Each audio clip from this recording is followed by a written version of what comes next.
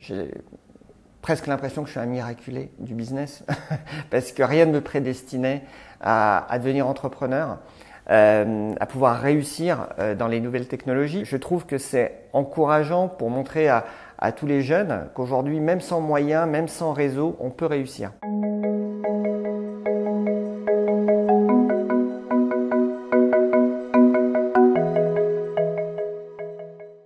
Bonjour, je suis Stéphane Bobo, le fondateur et président du groupe Innovate. Innovate, c'est un spécialiste de la distribution des produits connectés et des énergies renouvelables à destination des professionnels. Parfait, merci beaucoup Stéphane. On va d'abord commencer par parler de vous avant de parler de Innovate. Est-ce que vous pouvez me dire où est-ce que vous êtes né et où est-ce que vous avez grandi ? Alors je suis originaire de Lyon et j'ai grandi dans cette belle ville de Lyon. J'ai fait toutes mes études là-bas et je suis venu à Paris assez jeune avec l'idée de créer ma première entreprise à l'âge de 23 ans. Alors, on reviendra justement sur cette création. Si vous deviez vous décrire un petit peu en tant qu'enfant, quels étaient vos traits de caractère principaux, vos passions aussi peut-être ? Alors étant enfant, j'étais plutôt timide, réservé.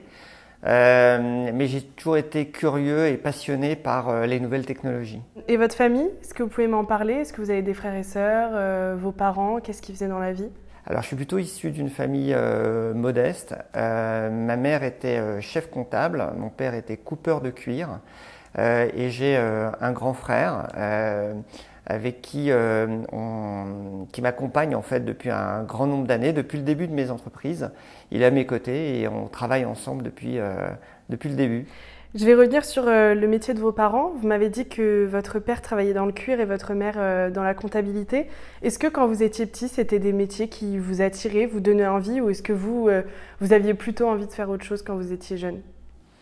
Alors c'est vrai que mes parents avaient des emplois qui étaient très différents finalement de mon parcours professionnel, parce que ma mère comptable, elle m'a plutôt donné des valeurs de travail, de rigueur, de sérieux, et même si c'est pas le métier que j'aurais rêvé de faire. Mon père travaillait de ses mains, il travaillait le cuir, donc c'était un métier très manuel et c'était une approche complètement différente, mais je pense que ça a aussi développé chez moi une envie de créer, une envie de faire des choses par moi-même. Voilà, donc finalement, c'est pas des métiers qui me faisaient forcément rêver, mais qui m'ont quand même aussi inspiré dans ma structuration personnelle. Et justement, quand vous étiez petit, est-ce que vous aviez déjà cette appétence pour créer ? Est-ce que vous essayez déjà de créer des petites choses à votre échelle avec votre esprit d'enfant ? Je vous avoue que j'étais très bricoleur, j'adorais créer des choses. Je crois que la première chose que j'avais fait étant petit, j'avais un poisson rouge et j'ai créé un système pour lui donner sa nourriture de manière automatique, branchée à une montre. Et j'étais très fier de cette invention. D'ailleurs, mon père en parle à chaque fois qu'on croise quelqu'un. Il raconte cette anecdote. Donc j'ai beaucoup aimé bricoler et créer des choses. Et vous aviez déjà l'envie d'en faire votre métier plus tard, d'imaginer de nouvelles choses à proposer aux gens, des nouveaux concepts ? Étant plus jeune, c'est vrai que le métier d'ingénieur me faisait rêver. J'avais envie de créer, j'avais envie d'inventer des choses. Et donc, c'est pour ça que ça a développé chez moi beaucoup de curiosité et un attrait très fort pour les nouvelles technologies. L'école, à présent, on va passer sur ça. Est-ce que vous aimiez bien l'école ? Est-ce que vous étiez un bon élève ? Comment ça s'est passé pour vous de la primaire au lycée ? Alors, j'étais pas un excellent élève, mais j'étais pas non plus le dernier de la classe. J'ai une relation avec l'école où j'étais assez studieux. Malgré tout, j'avais une envie très rapide de pouvoir travailler, mettre en pratique les choses et pas rester dans la théorie. C'est pour ça que j'ai suivi une formation assez vite après le bac d'ingénieur du son. J'étais passionné de musique. Et je voulais rentrer dans les métiers de l'audiovisuel et le son me passionnait. Voilà, donc malheureusement ou heureusement, je sais pas, j'ai pas obtenu mon bac, mais j'ai été pris dans cette école d'ingénieur du son et j'ai pu me lancer directement dans un métier assez technique qui me passionnait. Et la musique, est-ce que vous pouvez détailler un peu plus ? Qu'est-ce que vous aimiez ? Est-ce que vous jouiez d'un instrument ? Est-ce que vous aviez envie de faire de la musique ou plutôt d'accompagner les artistes ? Parlez-moi un peu de cette passion. Alors, j'étais passionné de musique et de nouvelles technologies, et donc pour financer mes études, j'étais DJ le week-end. Donc en fait, je consacrais tout mon argent de poche à acheter des équipements, acheter mes platines de DJ, ma table de mixage, des vinyles, et je finançais mes études en étant DJ le week-end dans des clubs, dans des soirées. Voilà, donc c'est vraiment une époque de ma vie qui m'a vraiment passionné parce que je travaillais la semaine en tant qu'ingénieur du son dans mes études et le week-end j'exerçais dans des clubs, donc c'était une période très sympa.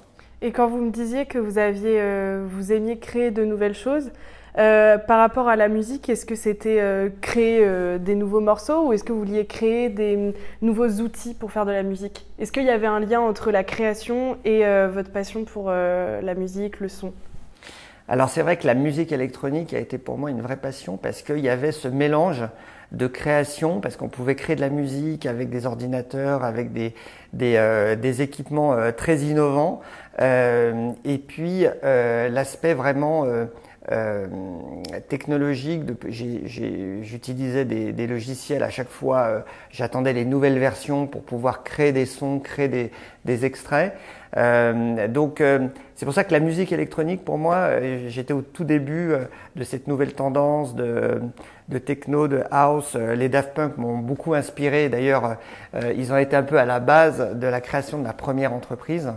C'est pour ça que cet univers de musique électronique m'a beaucoup inspiré. À 23 ans, quand vous décidez de créer votre entreprise, qu'est-ce qui se passe? Comment ça vous vient, vous qui étiez en études d'ingénieur du son? Expliquez-moi un petit peu ce passage de l'un à l'autre. Alors en effet, je faisais mes études d'ingénieur du son et en fait, l'idée de ma première entreprise est arrivée à une terrasse de café. Au Café des Négociants à Lyon, j'étais avec un ami, c'était le début de la téléphonie dans les années 95-96. Et à ce moment-là, à cette terrasse de café, il y a un téléphone qui sonne, alors tout le monde était assez surpris. On se retourne tous pour voir quelqu'un qui décrochait son téléphone avec, c'était à l'époque la sonnerie d'un téléphone Motorola StarTAC. Et je me dis à ce moment-là, avec cet ami, ce serait génial d'avoir le dernier tube des Daft Punk, Around the World, en sonnerie. Voilà. Et donc c'est comme ça que je passe, je dirais, du rêveur d'ingénieur du son à l'idée de devenir entrepreneur. Et je garde cette idée en tête de développer une technologie qui permettrait au téléphone de télécharger une sonnerie à partir des derniers tubes du moment. Et donc je finis mes études en 96-97 et je monte à Paris. Parce que je me disais qu'à Lyon, j'y arriverais pas, qu'il fallait que j'aille à la capitale. Et donc, je monte à Paris avec l'ambition, avec l'idée de développer cette technologie et de créer ma première entreprise. Et comment vous faites, vous qui aviez un salaire d'étudiant, de DJ le week-end, comment est-ce que vous faites justement pour que cette entreprise devienne réelle? Alors, c'est vrai qu'arrivé à Paris, j'avais pas un sou. J'avais deux amis aussi qui avaient décidé de monter à Paris pour travailler. On décide de prendre un petit studio en colocation à Troyes, dans le 19e arrondissement. Le soir, je trouve un job du soir d'ingénieur du son dans une radio locale. Et la journée, je travaille sur mon projet. Et donc, c'est comme ça que j'ai financé ma vie à Paris avec très peu de moyens. Et j'ai eu la chance de rencontrer un business angel qui m'a mis le pied à l'étrier, qui a cru en moi. Alors c'est vrai que c'est pas évident parce que c'était en mars 98 que j'ai créé ma première entreprise avec l'aide de ce business angel que j'ai rencontré en cherchant des investisseurs qui investissaient dans des entreprises à risque, le capital risque. Et donc, je suis tombé sur Jean-Paul Boulan, qui avait un fonds d'investissement, mais j'étais un peu trop petit pour rentrer dans son fonds et qui m'a dit, à titre personnel, je suis prêt à te donner un coup de main. Et donc, en mars 98, j'ai créé ma première entreprise DigiPlug avec cette idée de développer une technologie qui permettait de télécharger des sonneries dans un téléphone. Et est-ce qu'il vous a déjà dit pourquoi est-ce qu'il vous avait fait confiance à vous, même si à l'origine il ne devait pas forcément investir pour vous? Qu'est-ce qui a fait qu'il s'est dit bon allez, lui je lui fais confiance? Alors c'est vrai qu'on en a reparlé avec Jean-Paul. Qu'est-ce qui a fait qu'il a cru en moi lorsque je suis venu avec 3 petites feuilles de présentation de mon projet en lui disant que j'allais révolutionner les téléphones mobiles grâce aux sonneries. Il a beaucoup ri, parce que j'avais un business plan complètement irréaliste où la première année, je devais faire plus de 50 millions. Donc on a beaucoup ri. Et puis il m'a dit, bon, on va retravailler ça. Mais il a cru en moi, je pense, en cette envie de créer. Je pense que il m'a dit aussi c'est la capacité de travail. C'est vrai qu'il voyait que j'avais un rythme très soutenu où je travaillais tous les soirs dans une radio locale et toute la journée je travaillais sur mon projet. Je pense qu'il a cru plus en moi que dans le projet, parce que finalement les sonneries c'était un peu vague comme idée au départ. Voilà, lui était pas forcément un fan de technologie, mais il a cru, je pense, en cette passion, en cette envie de réussir. Et il m'a fait confiance et on a démarré l'entreprise à l'époque avec 12 000 euros. Donc, il m'a fait un prêt pour souscrire à mes propres actions. Moi, j'ai vendu mes platines de DJ pour pouvoir payer aussi mes actions. Et on a démarré l'entreprise avec 12 000 euros en mars 98. Et il m'a hébergé dans ses bureaux. Donc, j'avais un petit bureau dans un coin où je pouvais lancer mon entreprise. Et j'imagine qu'au cours de cette expérience, c'est là où vous avez un petit peu tout appris sur comment créer une entreprise, comment créer un objet.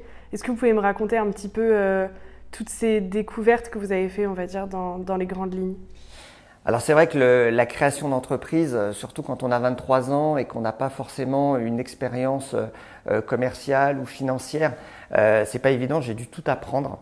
Et souvent, c'est vrai que ce que je dis, un entrepreneur, il faut que c'est une capacité à apprendre vite. À pas faire deux fois la même erreur. On a le droit de se tromper, mais pas faire deux fois la même erreur. Donc, j'ai tout appris sur le tas. C'est vrai que j'avais ce business angel, Jean-Paul, qui était de bons conseils, qui avait une longue expérience quand même du capital risque, qui a vu aussi, voilà, qui a vu beaucoup d'entreprises se développer. Et j'étais quand même bien entouré. Ça m'a beaucoup aidé au départ. Et donc j'ai tout appris, le commerce, la finance, le juridique. Et puis ensuite j'ai mon frère qui m'a rejoint aussi pour m'aider sur la partie de toutes les parties de développement. J'ai eu mon oncle aussi qui avait un peu de disponibilité et qui m'a aidé aussi à rejoindre. Donc au début, lorsqu'on crée son entreprise, on s'appuie beaucoup sur les proches. Sur la famille, sur l'environnement, sur des amis. Et donc, ça m'a permis de démarrer en payant quasiment personne au départ. On n'avait pas beaucoup de sous pour démarrer, parce qu'avec 12 000 euros, mais avec cet argent, j'ai pu déposer mes premiers brevets. Et donc, ça a commencé à structurer l'entreprise. J'ai pu prendre un ingénieur aussi avec moi. On a développé cette technologie qui permettait de prendre un fichier musical MIDI, de le compresser dans un seul SMS, parce qu'à l'époque, il faut se rappeler qu'on n'avait pas encore la 3G, la 4G. La manière d'envoyer de la data dans un téléphone, c'était principalement par le SMS. Et donc cette sonnerie, elle était envoyée par le SMS dans le téléphone, et ensuite le téléphone pouvait la restituer avec des bip, bip, bip, bip. Donc à l'époque, les grands tubes, c'était Mission Impossible, James Bond, et puis bien sûr tous les tubes du moment qu'on pouvait recréer en sonnerie. Et vous aviez toujours eu envie petit de créer des choses, vous disiez que vous aviez envie d'être ingénieur. Là, d'être au cœur de la création d'un nouveau produit, d'un nouveau concept, est-ce que vous vous dites, pour vous, vous étiez à votre place, ça vous plaisait vraiment, là, cette fois, en testant pour de vrai ce que c'était de créer comme ça quelque chose? Alors, moi, j'ai toujours été passionné par la création. Et c'est vrai que c'était un rêve de pouvoir, pas forcément créer une entreprise, mais créer une technologie, créer un nouveau service. Et là, c'est vrai que la création d'entreprise, on est dans un monde où on doit se créer ses repères. On ne sait pas où on va, on découvre, on défriche. On est dans un nouveau marché, la téléphonie mobile. On était au tout début de la téléphonie mobile. Il fallait convaincre les opérateurs de télécom que la sonnerie était un nouveau service, une nouvelle source de revenus. Ensuite, il fallait convaincre les fabricants de téléphones d'intégrer ces technologies. Et puis enfin, il fallait convaincre les fournisseurs de contenu, les maisons de disques, que pour obtenir les droits d'exploitation de ces sonneries. Donc c'était un univers qui était passionnant parce que je passais comme ça de différents univers, univers opérateur, univers fabricant et puis univers du monde de la musique et de la production. Et les premiers retours, quand vous avez réussi à faire ces sonneries-là, est-ce que les gens étaient contents, disaient « Ah mais c'est super utile, c'est génial, je peux avoir ma musique préférée en sonnerie ». Quels étaient un peu les premiers retours que vous avez eus? Alors le lancement de notre premier service de téléchargement de sonnerie a été une expérience incroyable. Je me rappelle encore avoir signé le contrat la veille de Noël avec Bouygues Télécom, qui a été notre premier client, qui a cru en ce service de téléchargement de sonnerie. On ne savait pas exactement à quel prix on allait mettre le service. On était à l'époque encore en francs. On l'avait mis à 5 francs, je crois. Et puis après, on est vite passé à l'euro. Donc, ça nous a permis d'augmenter les prix à plus d'1 euro. Et en fait, on a signé ce contrat la veille de Noël en 99 avec l'idée de lancer en avril 2000. Et dès l'ouverture du service, sans aucune publicité, le service a explosé. Les serveurs sont tombés en 24 heures, il y a eu un afflux de demandes et là on s'est dit waouh, il se passe un truc. La personnalisation du téléphone, les gens ont une attente pour personnaliser leur téléphone, ça devient un produit, je dirais qui est une extension de la personne et on le voit aujourd'hui, le téléphone mobile est partout et les gens se le sont accaparés comme un produit de mode presque à l'époque. Et donc ça a été un succès fulgurant dès le lancement. Et là, on s'est dit, ça y est, il y a un vrai marché qui est en train de s'ouvrir vers le téléchargement de contenu, de sonneries. Mais c'était le début de tous ces nouveaux services qui allaient émerger dans le téléphone mobile. Et le succès va continuer encore et encore. Et votre entreprise va devenir leader dans son domaine. Comment est-ce que vous avez réagi face à un tel succès? Est-ce que quand vous aviez eu l'idée, vous vous attendiez à ce que ça marche aussi bien? Il faut rêver. Lorsqu'on démarre une entreprise, faut rêver. Et donc oui, moi j'avais l'ambition que cette technologie se développe partout sur le marché et c'est ce qui s'est passé. On a pu convaincre la quasi-totalité des fabricants dans le monde d'intégrer une technologie de téléchargement de sonnerie. Et c'est pour ça que c'est allé très très vite. Les maisons de disques aussi, c'était le début des problématiques de MP3 et donc le digital, ça leur faisait peur, mais en même temps ils voyaient l'opportunité d'ouvrir ces nouveaux canaux de diffusion de la musique sur le téléphone.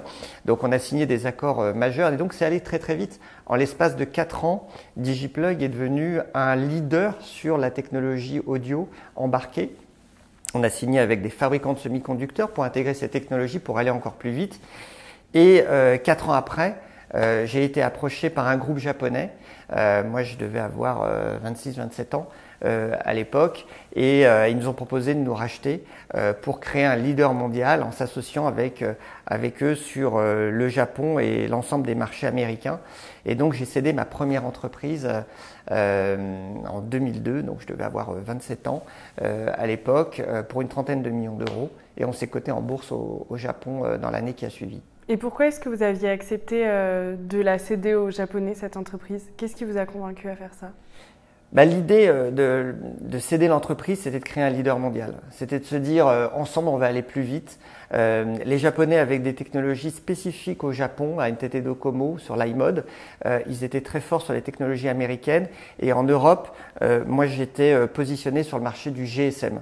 Et donc, l'idée de s'associer ensemble, ils développaient une technologie à peu près similaire sur ces technos-là, c'est qu'on pouvait uniformiser notre technologie pour avoir une technologie qui allait devenir référente au niveau mondial. Et donc, ça a été l'idée de base de ce rapprochement. Et vous dites que vous l'avez vendu pour une trentaine de millions d'euros. Vous qui, 4 ans avant, été dans une petite coloc à Paris, avoir autant d'argent entre vos mains, comment est-ce que vous avez fait pour pas perdre la tête, pour pas vous dire waouh, mais je suis super riche, et surtout utiliser l'argent intelligemment aussi pour la réinvestir plus tard. Expliquez-moi un peu comment, le procédé. Alors c'est vrai que ça fait bizarre à 27 ans, alors que 4 ans avant, en effet, j'avais pas un sou, d'avoir créé cette première entreprise, d'avoir pu la céder. J'ai fait un break d'une semaine. Je me suis dit non mais qu'est-ce que je fais et en fait je me dis non mais je peux pas m'arrêter. En fait c'est trop excitant. Enfin c'est trop passionnant. Et donc j'ai décidé d'accompagner les Japonais pendant une année de faire cette introduction en bourse qui a été une super expérience de vivre cette introduction en bourse au Japon dans un autre univers. Au bout d'un an, j'ai souhaité continuer à entreprendre et réinvestir. Voilà. Et donc c'est vrai qu'au-delà de cette première expérience, j'ai voulu continuer à créer. Et donc c'est pour ça qu'un an après la session, j'ai mis en place l'équipe de management et je me suis lancé sur une nouvelle aventure en créant ModLabs. Et cette nouvelle aventure, j'y viens. Juste avant, une autre question. Selon vous, qu'est-ce que cette première entreprise elle a changé dans votre vie, dans votre perception des choses, dans votre carrière? Est-ce que ça a été un tournant pour vous?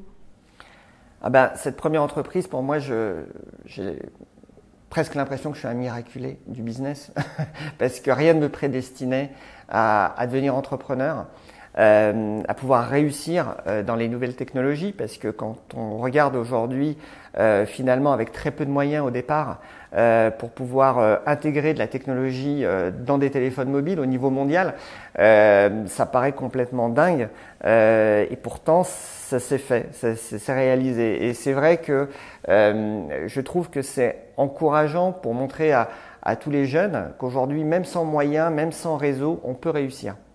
Il y a des opportunités, il faut y croire, il faut investir du temps, de l'énergie, mais ça peut marcher. Et donc ModLabs, maintenant j'y viens, sur cette deuxième entreprise. Un schéma similaire finalement va se reproduire, ça va très bien fonctionner, va y avoir une ascension fulgurante et vous allez elle aussi la revendre en 2011.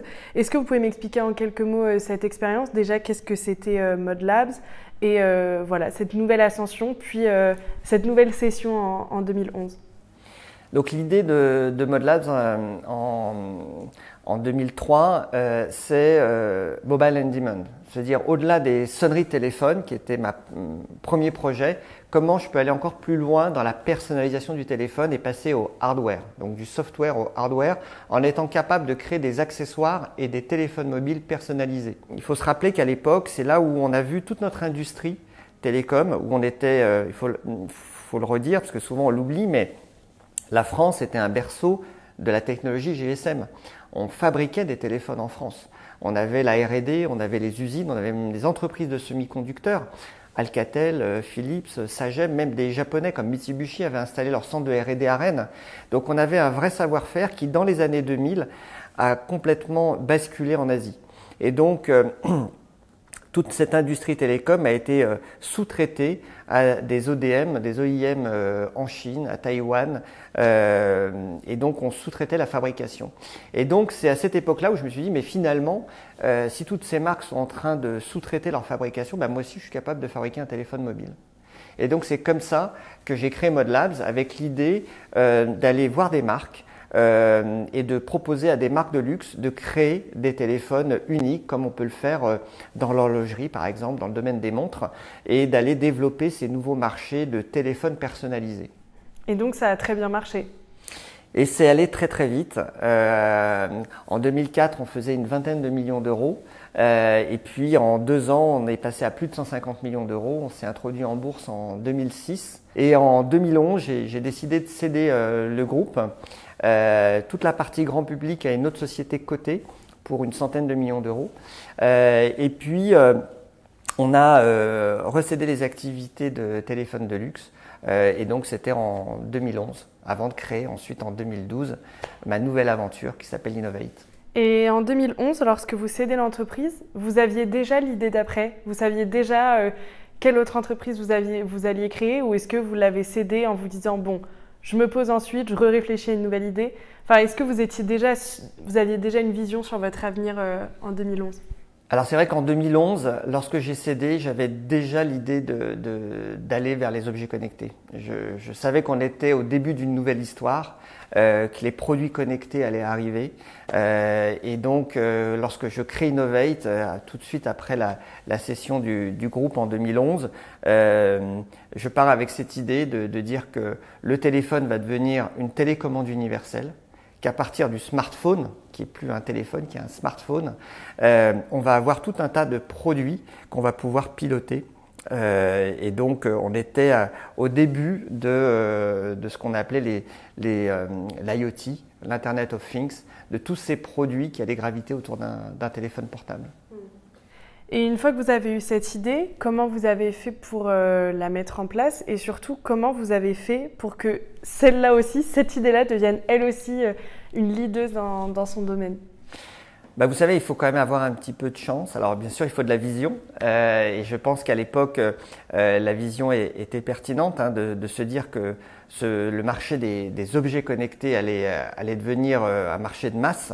Et donc, fin 2012, en novembre 2012 exactement, je reprends une filiale de Bouygues qui s'appelait Extenso Telecom, qui perdait beaucoup d'argent et qui vendait des abonnements de téléphone.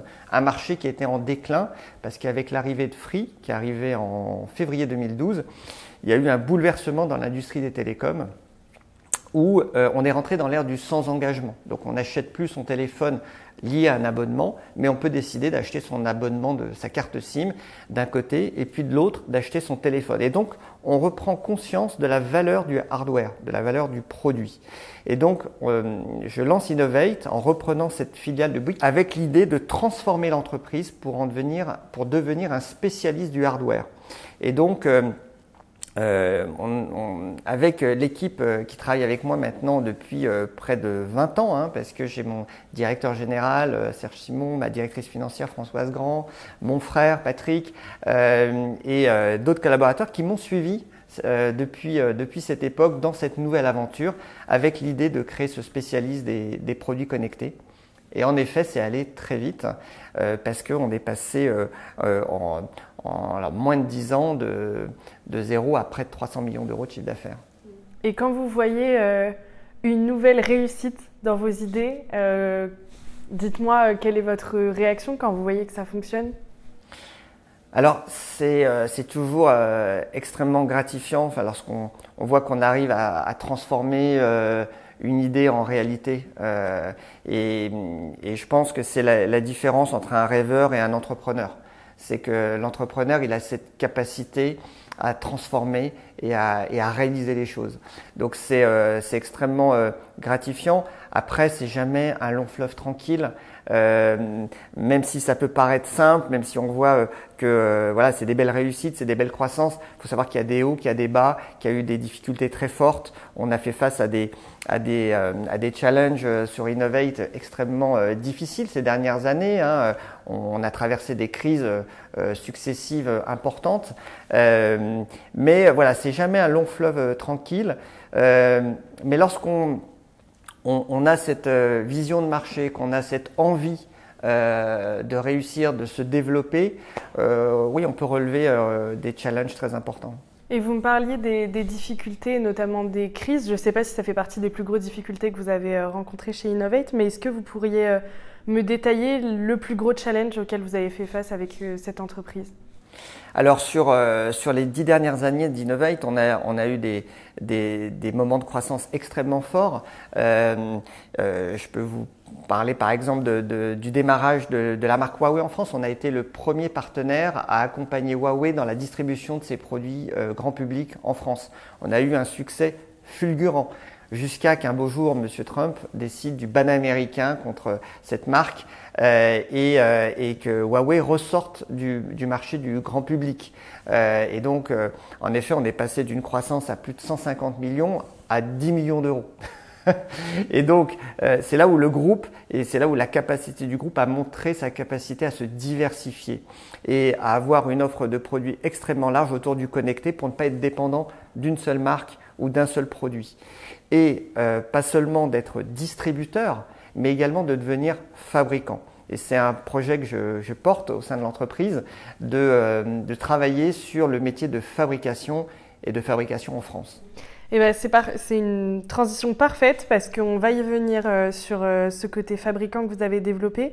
Ça a aussi été grâce à un constat que vous avez fait pendant la COP21, les différentes marches pour le climat. Est-ce que vous pouvez me parler du constat que vous avez fait en 2019 ? Alors c'est vrai qu'après toutes ces années d'entrepreneuriat,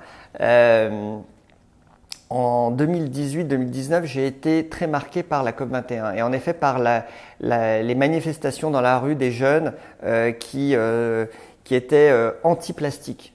Et j'ai eu une vraie prise de conscience à cette époque de me dire mais qu'est-ce que moi en tant qu'entrepreneur je fais pour la planète, quelles sont les actions qu'on peut arriver à réaliser alors que je suis dans un marché consumériste. Hein, on vend des produits de grande consommation, on massifie, on démocratise des produits de grande consommation. Comment je peux contribuer à mon niveau à faire que la planète soit préservée de cette consommation. Et donc, en 2019, j'ai pris un virage stratégique qui est de devenir fabricant. Pas simplement distributeur ou metteur sur le marché de produits, mais de devenir fabricant et un fabricant responsable. Et donc, on a décidé de s'attaquer aux accessoires de téléphone en disant quasiment pour chaque téléphone vendu, on vend une coque de téléphone. Comment ces produits, on peut les produire de manière plus responsable, plus éco-responsable. Et donc, on a décidé d'utiliser des matières recyclées, mais surtout de relocaliser en France la production de ces accessoires. Ça a été un challenge énorme. Les équipes étaient très inquiètes au départ en disant mais on va pas être compétitif, on va pas y arriver.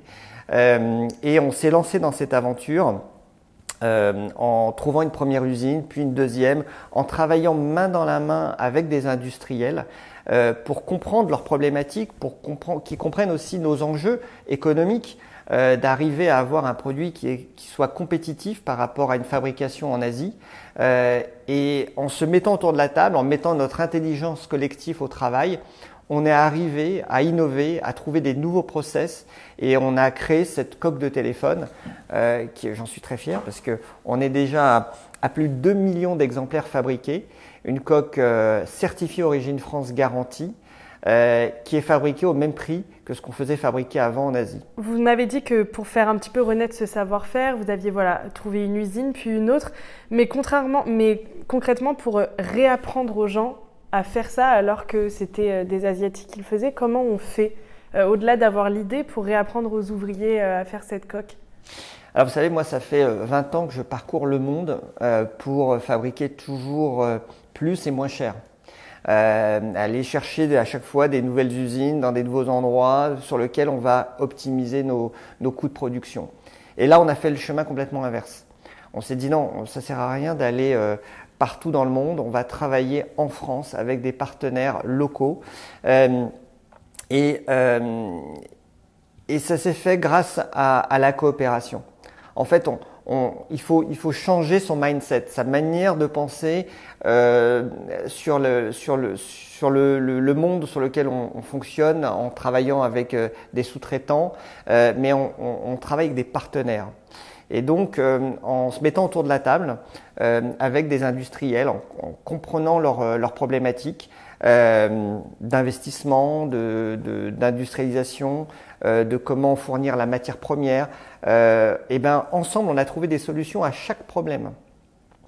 Et cette coopération, c'est quelque chose que j'ai pu expérimenter avec l'Institut du mentorat, dans lequel je suis mentor depuis plus de 15 ans, par cette initiative de Dominique Restineau, qui est président de la Chambre de commerce, qui a ramené ce concept du Québec dans lequel des entrepreneurs peuvent aider d'autres entrepreneurs.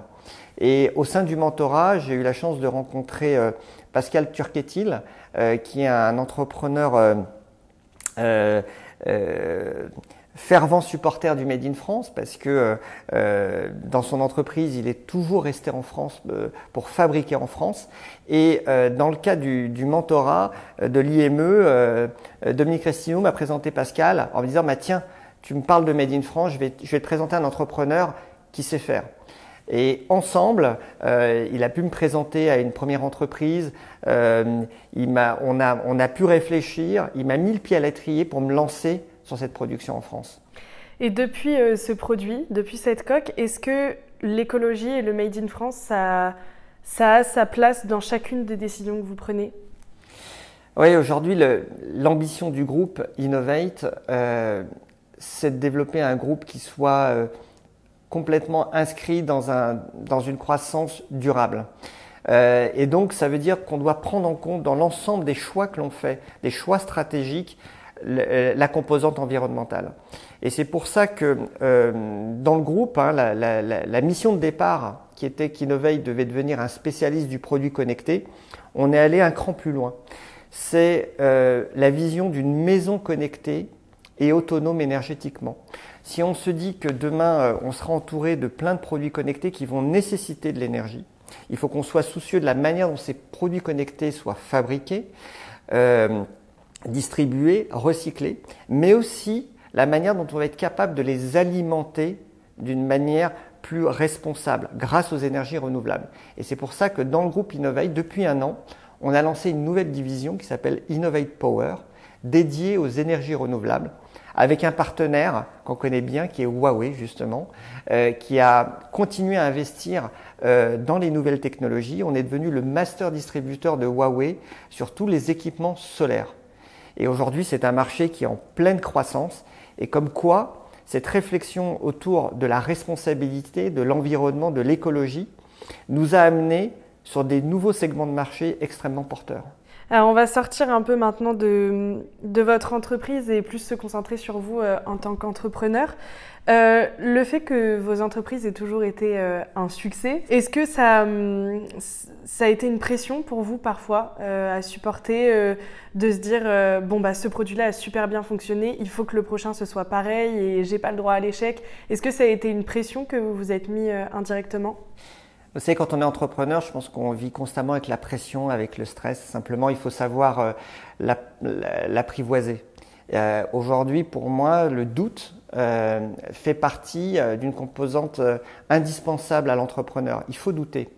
Il faut douter pour se remettre en question. Il ne faut pas avoir des certitudes sur tout. Et malgré, vous voyez, mon parcours entrepreneurial depuis plus de 25 ans, je doute toujours. Et pour moi, c'est une garantie de me remettre en question et de ne pas m'enfermer dans des certitudes.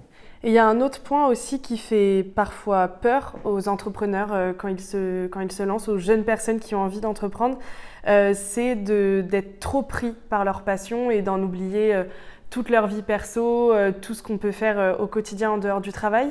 Vous, est-ce que vous avez réussi à garder cet équilibre-là entre votre vie personnelle et votre vie professionnelle, ou est-ce que parfois ça a déjà débordé, on vous a déjà fait la réflexion, et auquel cas, comment est-ce qu'on fait pour garder un équilibre ? Alors, l'équilibre personnel-professionnel, pour moi, c'est un déséquilibre permanent qu'on essaye de rééquilibrer. Et donc, c'est extrêmement difficile. Je ne sais pas si on peut réussir parfaitement les deux. En tout cas, on essaye de faire du mieux qu'on peut pour le faire. J'essaye de consacrer du temps aux enfants qui grandissent super vite, de pas louper des périodes importantes de la vie. J'étais encore cette semaine au spectacle de danse de ma fille et je me dis voilà, j'y étais. Et donc voilà, c'est important d'y consacrer du temps. J'ai un jeune garçon qui vient de faire 18 ans et qui veut être entrepreneur. Je stresse pour lui quand je vois le parcours, mais en même temps, il faut garder une naïveté. C'est important aussi, d'avoir ce côté d'insouciance, de légèreté. Parce que lorsqu'on veut entreprendre, et je pense à mon fils et aux autres jeunes enfants aussi qui ont des passions, qui ont des envies, c'est de leur laisser aussi une certaine naïveté pour entreprendre. Parce que si on se rend compte déjà de toutes les difficultés qu'on doit traverser pour réussir, on démarre jamais. Donc il faut rester un peu naïf. Et justement, quand vous parliez de votre fils qui veut se lancer dans l'entrepreneuriat, est-ce que quand vous regardez un petit peu ce milieu, ce monde des entrepreneurs, est-ce que vous sentez aujourd'hui, en 2024, plutôt une solidarité, ou est-ce que c'est quand même un monde un peu de requins où on essaye de se tirer dans les idées les uns les autres ? Comment est-ce qu'elle est actuellement l'atmosphère entre les entrepreneurs ? Je trouve que l'atmosphère entre les entrepreneurs aujourd'hui n'a rien à voir à ce que c'était il y a 25 ans. Aujourd'hui, on a un écosystème de soutien à l'entrepreneuriat, aux startups qui est incroyable. Des organisations comme la BPI, comme la Chambre de commerce, comme Business France, les entreprises sont extrêmement accompagnées. Je dirais qu'on a un environnement qui est le plus favorable à la création d'entreprises. Alors ça crée beaucoup de vocations, peut-être parfois de fausses vocations, parce que finalement il y en a qui se lancent dans l'entrepreneuriat qui ne sont pas prêts à affronter toutes les difficultés de l'entrepreneuriat, mais c'est pas grave. Malgré tout, ça lance des opportunités, ça crée des vocations, et donc on a un contexte, je trouve, qui est extrêmement favorable. Et si vous aviez un conseil à donner aux jeunes entrepreneurs, quel serait-il? Ou peut-être une qualité à développer? Alors si j'avais un conseil aux jeunes entrepreneurs, c'est de se lancer. C'est de se lancer, de ne pas avoir peur. Aujourd'hui, on est dans un environnement qui crée un nombre d'opportunités énormes grâce aux nouvelles technologies, grâce aux nouveaux services. Quand on voit l'IA, toutes les opportunités que c'est en train de créer en termes de révolution de nos métiers, il y a tout à créer, il y a tout à faire. Donc lancez-vous, n'ayez pas peur. De toute façon, vous allez apprendre plein de choses. Et justement, si on se concentre maintenant plus sur l'industrie des technologies de téléphonie dont vous faites partie, est-ce qu'il y a des choses que vous aimeriez qu'elle évolue, qui actuellement vous trouvez que ça ne fonctionne pas très bien ou ça pourrait s'améliorer? Est-ce que vous imaginez déjà des améliorations pour cette industrie-là? Alors dans l'industrie des télécoms et des nouvelles technologies en général, il faut qu'on garde cette ligne de route de l'éco-responsabilité. Je pense qu'il ne faut pas qu'on se fasse aveugler que par l'innovation technologique et qu'on en oublie tous les engagements qu'on prend sur l'environnement et l'éco-responsabilité. Donc il faut que cette innovation, elle soit aussi portée par des entreprises qui vont investir dans la manière de fabriquer les produits, dans la manière aussi dans les nouveaux matériaux, de pouvoir travailler sur des matériaux qui n'utilisent plus de ressources fossiles, de travailler sur des matériaux biosourcés, sur la recyclabilité. Je pense qu'il faut vraiment qu'on garde en ligne de mire les engagements environnementaux qu'on a pour pas que la technologie nous fait perdre pied sur l'environnement et sur l'inclusion sociale.